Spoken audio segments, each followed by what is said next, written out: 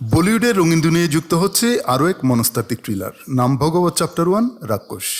অক্কোশের পরিচালনায় নির্মিত এই সিনেমার দর্শককে নিয়ে যাবে এক অন্ধকার জগতে, যেখানে সত্য মিথ্যা, ভালো মন্দ আর ন্যায় অন্যায়ে সূক্ষ্ম সীমারেখা মিলেমিশে যায়। এটি কেবল অপরাধের গল্প নয়, এটি মানুষের অন্তর্জগতের অন্ধকার, অপরাধবোধ, ন্যায় বিচার এবং পাপ পুণ্যের সূক্ষ্ম সীমারেখা নিয়ে তৈরি এক গভীর মনস্তাত্ত্বিক অনুসন্ধান।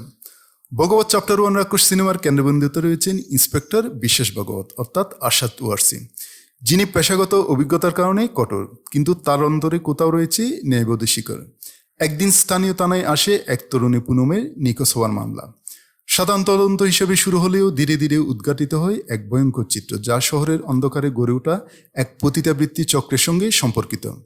তদন্তের পথে বিশ্বাসের সাক্ষাৎ হয় এক কলেজ প্রভাষক সমীরের অর্থাৎ জিতেন্দ্র কুমার। প্রথম দর্শনে তিনি খুব বিনয়ী, শিক্ষিত এবং সাধারণ একজন মানুষ, কিন্তু যত তদন্ত এগোয় স্পষ্ট হয়ে ওঠে যে সমীরের ভিতর লুকিয়ে আছে অন্য এক সত্তা, একটি বিকৃত অন্ধকার রাক্ষস। ভগবত চ্যাপ্টার 1 রাক্ষস সিনেমার গল্পের সবচেয়ে বড় শক্তি হলো বিশ্বাস ও সমীরের মধ্যকার মানসিক টানাপোড়েন।